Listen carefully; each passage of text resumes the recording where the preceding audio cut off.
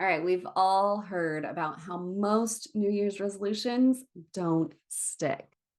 In fact, Forbes reported that research shows that 80% of people have given up on their New Year's resolutions by February. What?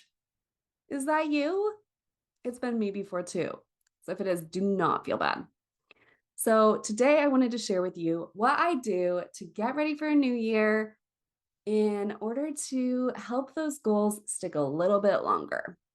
I just want to preface this video by saying that I am not a huge fan of New Year's resolutions. I am a little bit of a rebel. I do not think that my goals need to be set in January. I think it's fun to set them in June.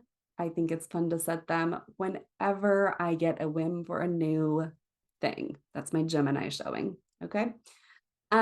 So what I wanted to share with you is how I do a little bit of an end of the year review to set up the next year intentionally. So I do like to do this one at the end of the year, even though I'm setting goals all year long. This is just the time that I do this little reset. And so I'm going to start by sharing with you the first thing that I do, which is a tool that I learned from Tim Ferriss, who writes The 4 Hour Work Week, The 4 Hour Body. I sometimes jokingly call him the 4 Hour Man. He's basically a person who kind of hacks life, and he finds the easiest way to learn new things quickly, to win competitions easily. My favorite example is of the time that he won a sumo wrestling competition where he basically looked through the rule book and kind of hacked it. And so he won based on kind of using the system to his advantage. So, what he does at the end of each year is he calls it a past year review. And basically, what you do is you just take a sheet of paper, divide it into two columns, and he puts positives on one side, negatives on the other, and goes through literally week by week what were the positives this year and what were the negatives this year. So I like to do this because it shows me, how did I spend my time? Was I mostly over here or was I mostly over here? And that's the first thing that I look at. So then when Tim Ferriss shares this, he talks about, and I linked it down below too. When he shares this, he talks about using this to prepare for your next year, to schedule in the things that bring you joy. Okay. So I'm not going to read it off exactly the way that he has it because you can go and read that post. It's super short. So what I like to do is I like to go through my positives list and then say, what was really positive? What really lit me up? What did I really enjoy this year? What do I want more of in order to really enjoy the next year? So, what I'll do is I will take my planner. And if you're watching this, you're probably like me where you double plan things. So, I'll take my planner and I'll go through each month view. And I kind of go through the month views first because it's easier to see more of what I had. And it's in pencil, so you probably can't see it very well, but I'll go through that and say, okay, well, what was really fun? What was not?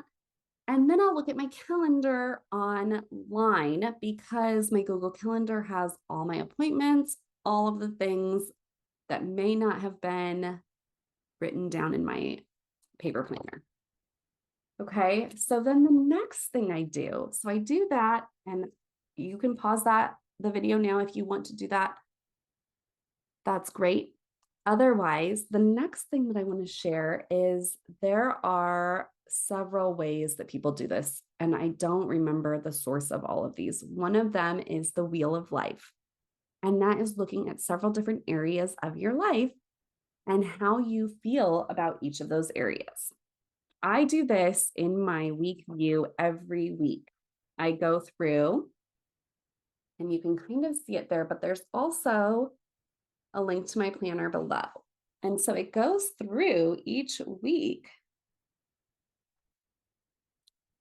how I feel about each area of my life. So I go through home life, family and friends, physical health, money, career, mental, emotional health, personal growth, spiritual growth. So I'm looking at all of these areas each week, but I want to take a bigger look at them at the end of the year to see what has shifted in each of those areas. Where am I feeling really awesome and where am I not? What is my biggest focus for this year, right? So a couple of years ago, I my back was acting up again. I have a back injury, and after I had my daughter, it was in bad shape. And so I set the intention to really focus on healing physically that year, and I it was incredible. So after doing this review, I kind of gave you a little sneak peek there. Then I set some intentions based on that. And setting intentions can be a beautiful way to put it into your subconscious mind, not just this goal on paper, although writing it down does help. There is research to back that up. If you write it down, you are more likely to reach your goals. So I do write out my intentions. I also do vision boards. There are a few things that I add in, but this year end review is the kind of foundation for starting a new year fresh and taking what we've learned. So we know that people learn by making mistakes, right? There's that famous Thomas Edison quote, I have not failed. I have just found 10,000 ways that won't work. And that's what we're looking at, right?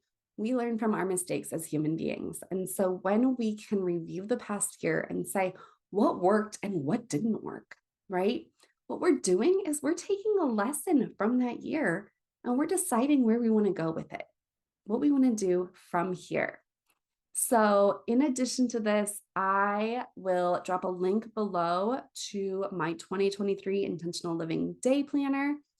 You can take a sneak peek at that and see if that looks like something that would help you with your new intentions, setting up systems and routines so that you can start 2023 off on a new foot if you want to, or even a more restful foot. When we set up our life with systems and routines and habits to meet our goals, we are making it easy for ourselves instead of beating ourselves up trying to meet a goal that may or may not be attainable, that we don't necessarily have control over this big outcome. What we do have control over is the little steps that we take between. This is Alexis signing off from Healing Motherhood. I hope this is an amazing tool for you to set up healing in your life.